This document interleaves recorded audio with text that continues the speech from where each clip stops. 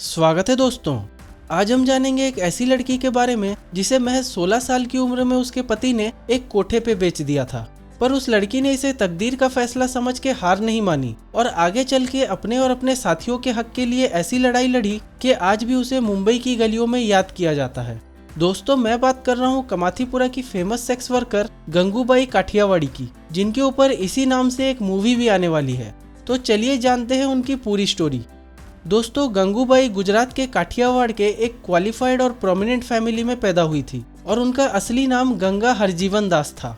उनकी family lawyers और teacher से भरी पड़ी थी और इस वजह से सब चाहते थे कि वो भी पढ़ लिख के क्वालिफाइड बने। पर गंगूबाई को तो फिल्मों में एक्टिंग करने का मन था और उनकी लाइफ में टर्निंग पॉइंट तब आया जब उनके पिता ने बॉम्बे से आए एक लड़के रमनिक लाल को अकाउंटेंट के तौर पे काम पे रखा। गंगूबाई तब सिर्फ 16 साल की थी और रमनिक बॉम्बे से होने की वजह से दोनों में फिल्म इंडस्ट्री के बारे में लंबी बातें होने लगी और बातों बातों में दोनों को एक दूसरे से प्यार हो गया। पर गंगूबाई के पिता उनके इस रिश्ते के खिलाफ थे और इस वजह से दोनों ने भाग के शादी कर ली और शादी के बाद बॉम्बे आ गए।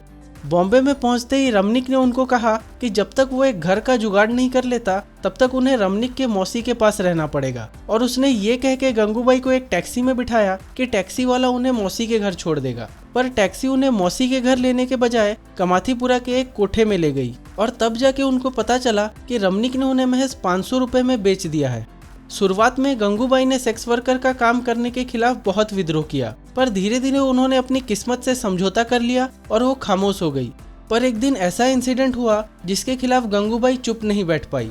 हुआ यूं कि तब का फेमस डॉन करीम लाला का एक आदमी गंगूबाई का कस्टमर बन के आया और उसने गंगूबाई के साथ इतनी ज्यादती की कि अगले दिन उनको हॉस्पिटल में एडमिट करना पड़ा और साथ ही साथ वो बिना पैसे दिए ही चला गया।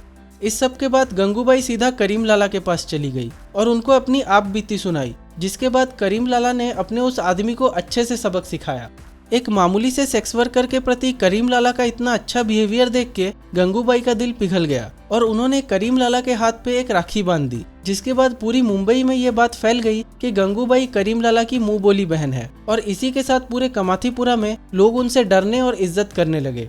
इसी डर और इज्जत का नतीजा ये था कि कमाथीपुरा के सेक्स वर्कर यूनियन के इलेक्शन में लगातार जीत गंगूबाई की ही होती थी, पर उन्होंने इस पावर का कभी गलत इस्तेमाल नहीं किया और हमेशा सेक्स वर्कर्स की लिविंग कंडीशन को सुधारने के राह पे काम किया। वो कभी भी किसी को कोठे पे काम करने के लिए फोर्स नहीं करती थी और ना ही किसी आदमी को सेक्स वर्कर्स के साथ जबरदस्ती करने देती थी। जब भी उनको कोई ऐसी लड़की मिलती थी जिसे धोखे या जबरदस्ती से कोठे पे बेचा गया हो तो वो उन लड़कियों को वापस आज़ाद कर देती थी।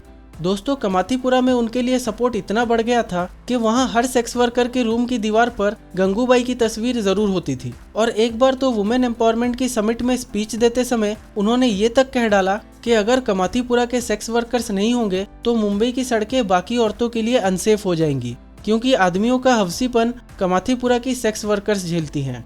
उनका ये स्पीच इतना फेमस हो गया कि तब के प्राइम मिनिस्टर जवाहरलाल नेहरू ने उनको दिल्ली में ऑफिशियल मीटिंग के लिए इन्विटेशन भेजा। ये हिस्ट्री में पहली और एक लौती बार था जब किसी सेक्स वर्कर को इंडिया के प्राइम मिनिस्टर से मिलने का इनविटेशन मिला हो, और इस मीटिंग में एक ऐसी बात छिड़ी जिसने नेहरू जी को शर्मिंदा कर दिया।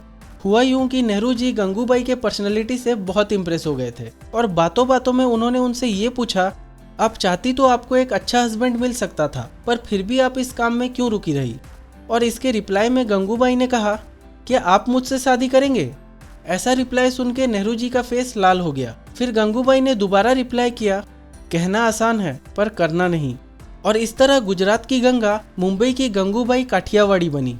तो दोस्तों, ये थी गंगूबाई काठियावाड़ी की स्टोरी अच्छी लगी हो तो लाइक और सब्सक्राइब जरूर करें। देखने के लिए शुक्रिया। अब मिलते हैं अगले वीडियो में।